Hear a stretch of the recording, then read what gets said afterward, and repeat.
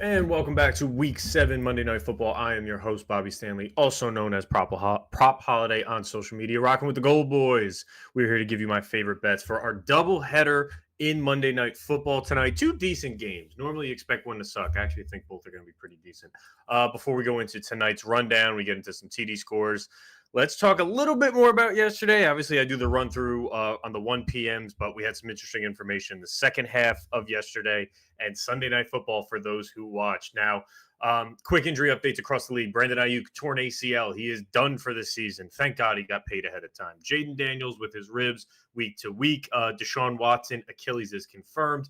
I must have broke the information because I saw it clear as day yesterday. That Achilles was done.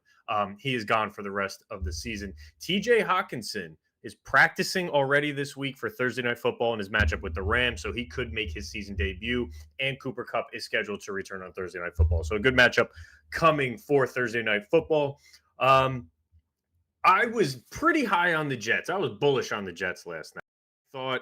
Not that I thought the head coaching piece mattered, but I thought Devontae Adams would have made that much more of a difference offensively for them. Alan Lazard wasn't playing bad. Mike Williams was non-existent, but I thought it would have made the difference. And in the beginning of the game, I think they got up at least a two-score game. And the second half, the turning point of the game, I was talking over with Tone, the producer, Garrett Wilson bounces the ball off his chest, ruins my reception ladder. We hit the first rung, but nothing else. Interception going the other way, and it felt like the game just turned around from there. It was all Russell Wilson, who I didn't see coming. So I'm eating crow on that. Russell Wilson looked the entire part. I couldn't fathom why Mike Tomlin would do that in that spot. I knew eventually he would have gave way to Wilson, gave him an opportunity. I didn't understand that spot, and that's why he's Mike Tomlin and I'm nobody. Beautiful deep balls to Pickens, two of them. Beautiful deep balls. Those are the plays you don't get from Justin Fields. He obviously can make plays with his legs. He's able to hit some of the intermediary stuff. But those deep balls, the accuracy that Russell Wilson had, there was the first deep ball to Pickens. He had the cornerback draped all over him. He literally just one-armed it. It was right on the money. So hats off to Russell Wilson. He definitely he looked pretty good. There were a couple touch passes out of the backfield where other things that I didn't think Justin Fields really does, where I think it was Darnell Washington on one of them, broke off from the offensive line. Beautiful floater right over a linebacker, and he picked up a big game. It was probably Darnell Washington's best game as a best professional game of his career so far. So, again, hats off there. This is starting to fall on Aaron Rodgers. You fired Robert Saleh. Many Jets fans didn't really think he was the problem there. He was a defensive head coach. The problem relied in the offense. So you fired Saleh. Saleh's gone now. They're 0-2 since Saleh's departure. Devontae Adams is on the squad, and now they're 2-5. And the problem with the Jets is they look very undisciplined on both sides of the ball. Costly penalties, missing blocks, which is leading to Aaron Rodgers not getting the time that he needs, especially at 40 years old. I think the leadership piece is going to start to fall on Aaron Rodgers. And what sucks is at 40 years old, he isn't going up in post-game press conferences saying, hey, I'm taking the responsibility. I need to be a leader and step up. He doesn't give a shit about that. Not at this point in his career. So you're not going to get that from him. And sadly, that's what the Jets need. You saw this floating around social media all day. I'll be a guy. I'll repeat it. Jets were 4-3 last year through 7 games. They are 2-5 this year. And Zach Wilson had a better record through 7 games. It's very, very interesting to see how this is playing out. I don't think anybody saw this coming. At the very worst, I thought they were going to be a 500 team. They lost to Buffalo. That was a tough loss. They lost to Pittsburgh. And these are good teams. They're playoff teams. But if you have any semblance of hope for this Jets team in the playoffs, they need to win at least one of those 2 games. They couldn't win either. So there's that on the Jets. I took a hit on that one. Attitude reflects leadership, right, Captain? That's what I'm talking about, Beatus. You nailed it. NBA tips off tomorrow, October 22nd. It's actually my son's 2nd birthday, which is pretty cool. But the NBA tips off tomorrow. It's awesome. Best time of year, I think. This stretch between now and, say, the Super Bowl, where we get, if you're an NBA, NFL guy like me, you get so much to tinker with. I would just say be wise with what's coming. NFL and NBA are 2 completely different monsters in terms of betting, not just as a handicapper, but it's just a guy sitting on his couch watching games betting. NFL, it's highly concentrated to a Sunday. We got 1 game on Thursday. You probably got an odds boost and a no sweat. You got 1 game on Monday, 2 games in this scenario, but you're really just hyping up for the whole week on Sunday. And I'm not a college football bettor, so that doesn't apply to me. NBA is every single night. It is a grind. Do not overextend yourselves and just start playing every book is going to give you a boost. Pick one or two every night. Pick one or two no sweats. Do not play everything at your disposal. You will go broke. So that is my friendly advice. Early on, a lot of new faces in new places, new coaching, new rotations. You can take advantage early on in NBA. It's a lot of fun, but keep in mind, these guys aren't in game shape.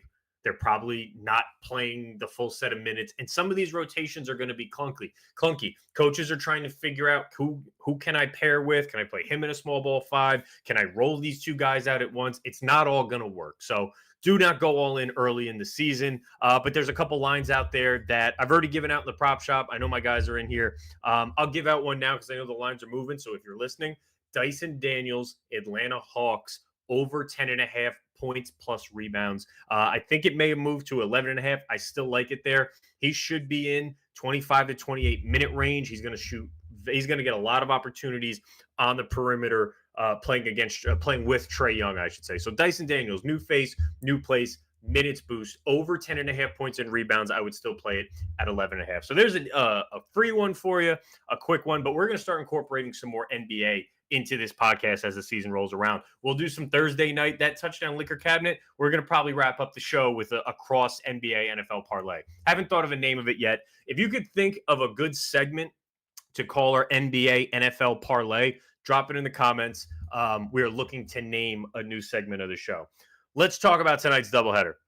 Monday Night Football, two enjoyable games, I would say, from a betting perspective. First kicks off at 8:15. Thank God for the guys on the East Coast. We get an earlier start. Ravens -3.5 down to Tampa. Take on the Bucks. Totals at 49.5. Let me pull up FanDuel real quick just to see where we're at. We're probably still in that 49, 48.5 range. The higher scoring of the two games. On paper, Baltimore has an advantage across the offensive line and defensive line in the run and pass game. That's according to PFF. They have a clear, somewhat type of advantage. O-line of the Buccaneers, I think, will struggle to hold up against Baltimore's. However, one key injury that I had my eye on all week, Vita Vea, D tackle for the Tampa Bay Bucks, he is scheduled to play. So if you have a Derrick Henry touchdown parlay still open from the weekend, like we do in the prop shop, Vita Vea is playing, and that kind of sucks a little bit, but it's Derrick Henry. I'm not that worried. Mike Evans is good to go. Same for Trey Palmer and Rashad White. So a bunch of guys were questionable heading into the game for Tampa. They are playing. Let me pull up real quick. Sorry. We have Baltimore. It's at 4.5 now. So it opened, I think, at 3.5. It has now gone to 4.5. The juice is in favor of Tampa with the 4.5, and the total is still at 49.5. 49.5 Monday Night Football game is going to be a lot of fun. Second half of this doubleheader starts at 9:15 for you West Coast, or 9 o'clock for you West Coasters. The Chargers going to Arizona, still plus 1.5. When I wrote this up, I think it was yesterday, it was at 1.5. Still at 1.5. The line's not moving. I usually don't give sides and totals here. I like the Cardinals. They've been kind of an enigma this season. They go toe-to-toe with Buffalo in week 1, blow the doors off the Rams in week 2. Then they beat San Fran on the road. Now, San Fran, we're starting to see, are those wins really what we thought a San Fran win is worth? But they had an embarrassing loss last week to Green Bay. I'm intrigued by them at home getting points. So take the 1.5. I do think the Cardinals can actually win this outright. Marvin Harrison Jr. returning from concussion protocol after missing week 6. So Marvin Harrison Jr., who ruined our touchdown parlay last week, is back this week. Maybe he'll make up for it. We'll talk about him in the touchdown liquor cabinet. Let's go to my first play of the night. I have one for each. Justice Hill of the Baltimore Ravens, over 31 rushing and receiving yards. You can get that line right now on BetMGM. I gave this out at 32.5 2 days ago. The line moved against me, and I still don't really care. I like the play. It wasn't the number. It was really more his role. So Derrick Henry, the lines are almost unbettable unless, like I said, unless you have a touchdown parlay open from the weekend with Derrick Henry at the end. You probably should not be betting -220. But his lines are getting to that level. Rushing totals, I think, are sitting in the mid 80s. Again, Vita Vea playing. I'm going to zag on this one based on the matchup with Tampa Bay. This is matchup dependent for me with Justin Hill. He's been quiet the last 2 weeks, but he's been praised in the papers for how well he's held up in pass blocking as a third down back.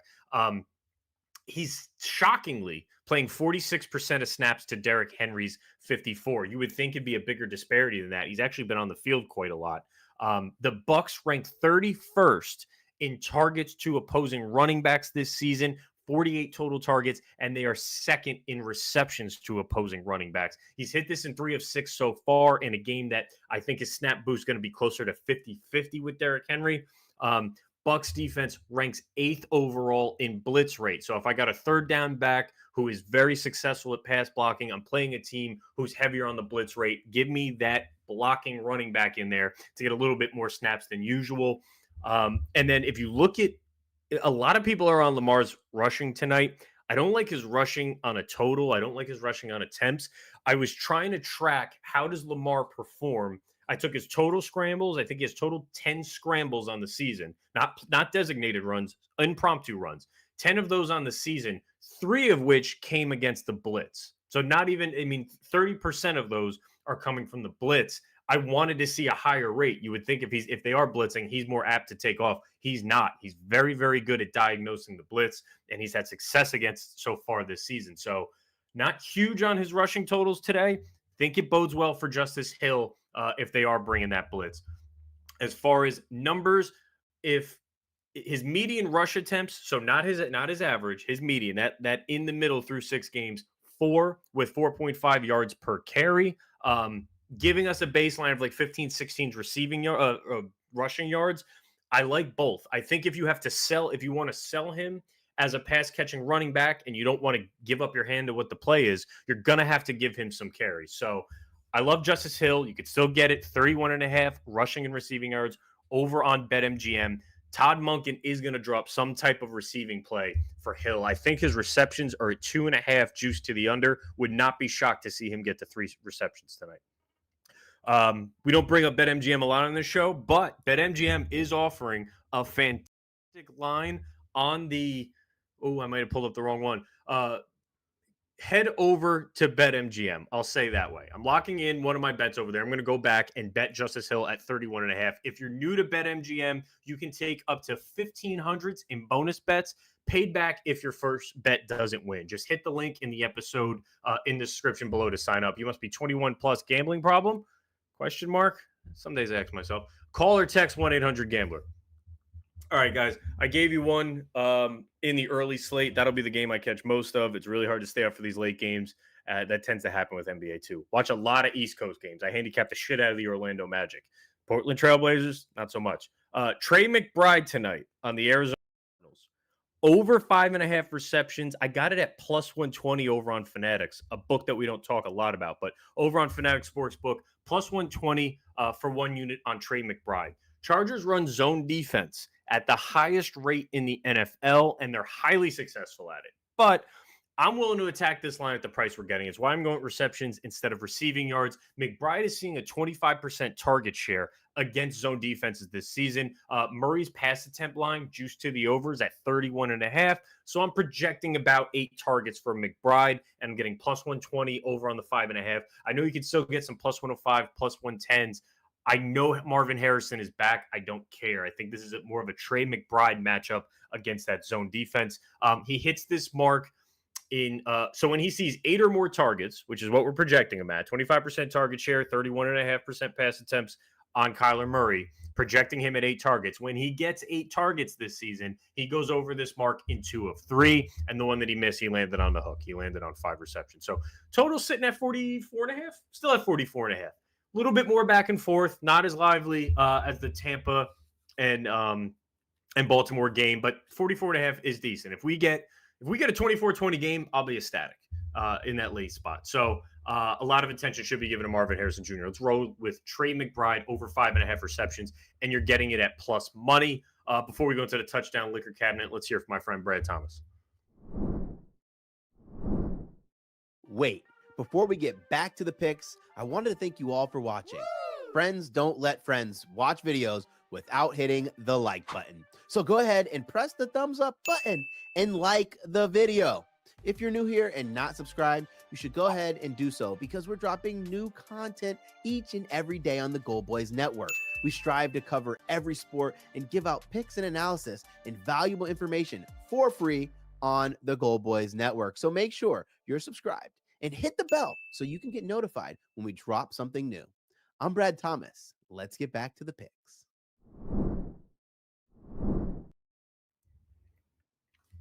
I want to call Brad Thomas. I want to get him on speakerphone live. Maybe we'll do it next show. And if anyone can successfully guess the color of that man's hair, I will give you $25. I have no idea what it is, but we will live call Brad Thomas for the next episode to see what color that man's hair is. I've seen a lot of shit over the last 3 years. Credit to him. He's got some Wesley Snipes Demolition Man vibes going. If you could walk around like that, hats off to you, man. I love you. Touchdown liquor cabinet. Normally, I'm all loaded up on the top shelf. I want to give you some stats that I was looking at, give you a little insight into when I'm looking at touchdown stuff. What am I looking at? Arizona Cardinals, 4th most red zone touchdowns allowed this season. They're tied with a bunch of other teams for 14th. Baltimore, Tampa Bay, middle of the pack, 12 red zone touchdowns this season. So that's in your between 15 and 18 in that range. Chargers, 1st overall in red zone touchdowns. They only have 4, so you're not going to see me betting a lot of James Conner. They have been stout in the red zone. It didn't really differentiate between rushing and receiving, but I just want to see how apt are you to giving up touchdowns in that small space. And the weak link of all 4 teams tonight, it's Arizona, 4th most red zone touchdowns with 14. So let's look at the liquor cabinet. Top shelf tonight. If we remember what top shelf is, it's what you're willing to spend your big money on. It's quality. It's something you feel good about. I don't have that tonight. I do not have any top shelf. I do like Dobbins because of how bad I just mentioned the Cards are in the red zone, but not at minus 120. And it goes without saying, I'm never going to give you Derrick Henry at minus 200. That's obscene. But if it's in your touchdown parlay tonight, I think it's like the 3rd time I dropped it. Probably going to cost me later. If he's in your touchdown parlay or your same game parlay, God bless you. He's minus 220, and that's these books, they're really sticking it to us. All right, mid-shelf is where I'm living tonight. These are 2 good matchups. I'm living in the mid-shelf. What does mid-shelf mean if you're giving me a bunch of them? Half unit stuff. I don't feel 1 unit about any of these guys. But if you have half a unit, sprinkle half a unit on these 4 guys over those 2 games. Or if you're building out your same game parlay, throw a couple of these guys in there. Lamar Jackson, plus 140 for Lamar. Tampa Bay giving the most rushing touchdowns to opposing quarterbacks this season. So naturally, I'm going to snag Lamar at a plus 145. I think that was over on FanDuel. Ladd McConkey, the Irish boy over in Los Angeles for the Chargers receiver. I think he's nursing a quad or a hip. I think it's a hip. But he's a game time decision. I was checking reports going right up to the show. I really like Ladd McConkey tonight against these Arizona Cardinals, especially in that red zone. That red zone was not just rush attempts; it was total red zone touchdowns. That's where Ladd McConkey lives. He tied for first for the Los Angeles Chargers in red zone targets. He has 4 red zone targets and 2 touchdowns, and I think he's missed 1 or 2 games. So he's tied for first, and I think he's only played like 4 or 5 games so far this season. So Ladd McConkey plus 220 for another half a unit. I think that's also over on FanDuel. Marvin Harrison Jr. plus 175. This one's on DraftKings. Is the best price I got it for him. This is me kind of just being a week off. I had him last week. We needed him for that parlay. I still like him any chance I get. He has 4 red zone targets, good for 2 touchdowns. But this Chargers defense is very good in the red zone. Doesn't mean he still can't take the top off. There's a lot of injuries to the back end of that Chargers defense. I almost said San Diego. They're always going to be the San Diego Chargers. But the back end of that defense is banged up. There's going to be a couple key injuries in there, and I think Marvin Harrison Jr. can take the top off. Not necessarily a red zone touchdown there, but plus 175 over on DraftKings. And my last mid-shelf, Isaiah Light, plus 310.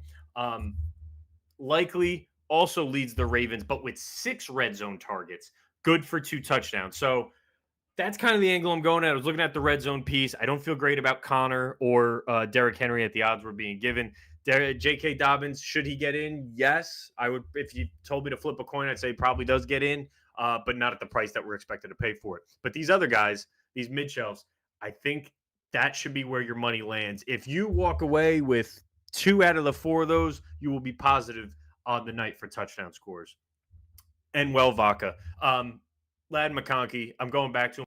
20-1. I saw this was 14-1 over on Bet365. And then the fact that I got Lad McConkey for 2 touchdowns at 20-1, I think he wins in small spaces. Obviously, if he's injured, he's going to be a scratch tonight. It's not it's not the end of the world, but he's a guy I do think could blow up tonight in primetime. He's got a very good matchup against that Arizona defense. And 20-1 for 2 touchdowns. I put $5 on it. 1 unit for me is $40. I threw $5 on him to have 2 touchdowns. That's my fun bet for tonight. We went through the touchdown liquor cabinet, living in the mid shelf. Marvin Harrison Jr., Lamar Jackson, Isaiah Likely, and the Irishman, Lad McConkey. Nothing on the top shelf for me, but good luck closing out your parlays that are chalked. And Justice Hill, over 31.5 rushing and receiving yards. You can get that on BetMGM.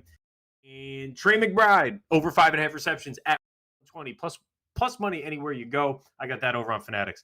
Thank you for tuning in. Thursday night comes with NBA and NFL. Please make sure you're tuning in then. And my Rams play the Vikings. I'll see you next week.